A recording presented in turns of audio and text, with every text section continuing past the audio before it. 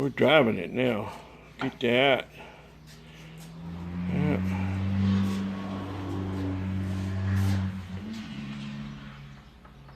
I just can't get over what good shape that cab's in. Down on the bottom, you know they're always rusted on the bottom. That's the same age as I am, and it looks as good as I do down here. It looks better. Yeah. The same age. Yeah, in that old cab. Yeah. You're a little rusty on the bottom too, Yeah, ain't you? I am. Yeah, I am. Yeah. Well, you know what I think? This is what I think. I think I'm gonna see if this little boy will fire up. And he hasn't been to town in a while, been a little while. So he's probably anxious to get out and mingle a little bit. Terrorize the neighborhood a little. I think I'll see if he'll fire up, and I need to run in and drop something off at my son's house and run a couple of errands, and that'd be good for this little boy to get out and stretch his legs a little, I think. That's what I think. What do y'all think? I don't even know what's happening here. I don't know if the battery's up or down or what. Well, I hear an electric water pump. I hear an electric fan, so apparently there's some juice in the battery. Get him neutralized here. Let's see what happens. Probably could use a little choke him a little bit.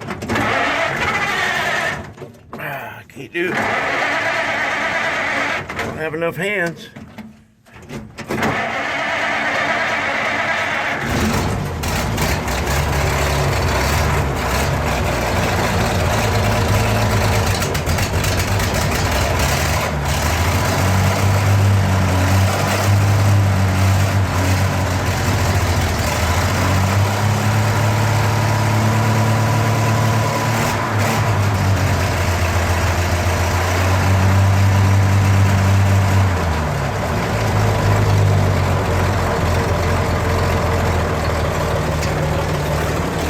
I believe it is time to replace that manifold gasket.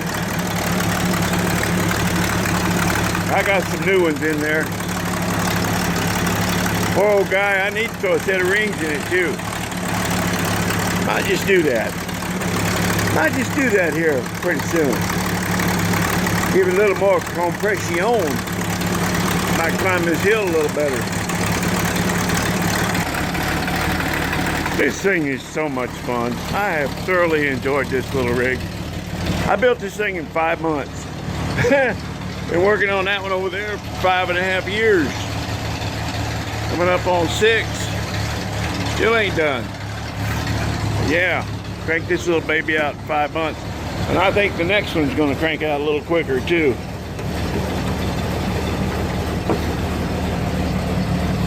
Oh yeah, we got a little push water.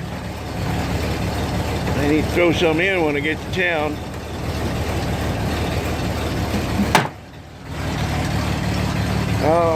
Yeah, this one, there was parts of this thing that just took forever. I obsessed, and obsessed some more about aligning those fenders, getting those front and back fenders lined up, and it's still not exactly perfect, but you reach a point where you just gotta move on, or you won't ever get it done. So the next one I build is, I guarantee it will not have fenders on it. Guarantee it. That'll be one thing I won't have to obsess about. I'll find something else, I'm sure. Alright, well, I'm gonna head into town. Y'all have a good one. See ya. Not so fast there, Waylon. Okay, I'm trying to remember exactly what happened to this rig. I was in town one day, and I think, did I lose the rear axle? The rear axle come out, I can't remember, or if I just stripped the lug nuts. Something happened, but we wound up having to replace the lug nuts because This is the old 57 Caddy hind end I'm running in this thing. It's an old posi, and on those old Cadillacs and now in those days, the left-hand side of the car had left-handed threads on the lug bolts, left-handed lug nut. And I was running them that way, but when I replaced them, I had to replace them, so I just went ahead and replaced them with right hand. So now any lug nut will fit all the way around. So that's one thing that happened. Now I've got video on it. I'll have to go back and check it out. So I decided to that's me right there. That's Waylon. I decided to fire this thing up and take it to town instead of the Rockabilly, and I will tell you why. Because here on this channel, you get the good and the bad and the ugly. We don't hide anything. If we have a bad day, you know, if your pants catch on fire. I do believe my pants are on fire. If a tree limb swings around and hits you in the back of the head, and we get that too.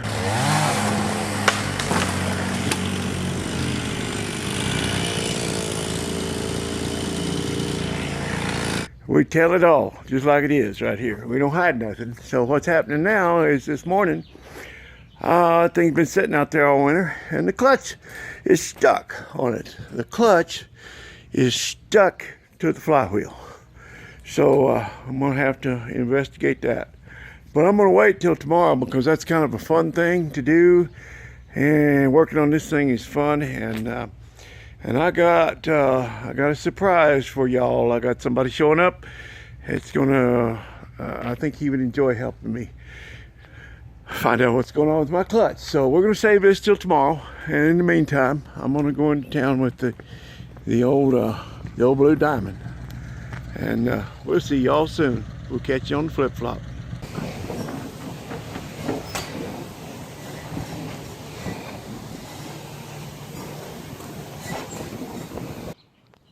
Well, I swapped out the bulbs in my traffic light, and I got the green light, so we can go. That's not a problem. But I have no yellow light, so I guess we cannot slow down. There will be no slowing down. All right, I'll have to pull it off the wall, I guess, and take it in and check out that sequencer and see what's going on. I've got another one in case it's bad. But, I don't know. Always something, ain't it? This is a silhouette of a typical 1956 car. Its high boxy look is not too noticeable until we compare it with the outline of a 1956 Dodge. Notice the difference in Dodge, how much longer, lower, and more modern than its competitor. Dodge is the biggest car in its field, longer by far than any other car of anywhere near the Dodge price. And Dodge is bigger inside too. Now, by actual measurement, you get greater head, seat, and legroom in a Dodge than in any other car in its field. Dodge gives you more space to get in and out with this extra wide door opening. And as you can see, there's no ugly fender bulge here, such as you find in so many other cars. Now, let's move up here to the windshield and notice how Dodge gives you a full wraparound windshield that circles at the top as well as at the bottom for full eye-level visibility. And see how this post slants back in conformity with the low lines of the car. But these are just a few of the many differences offered by the value leader of the forward look. Have your Dodge dealer help you discover the difference in Dodge. Thank you very much.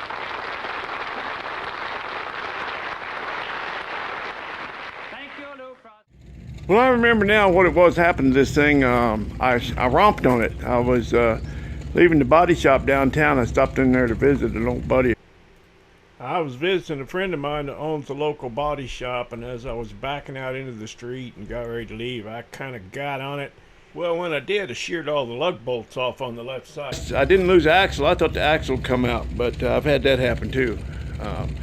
But that's not what happened. It just stripped the lug bolts off, and the wheel was out rubbing on the fender. Because I remember saying that's how you can tell if you got a posi track. If one wheel falls off and it keeps going down the road, then that's a pretty good indication. So yeah, we got that all taken care of. So now we get to work on another one. It's just the joy of owning all this old junk. I love it.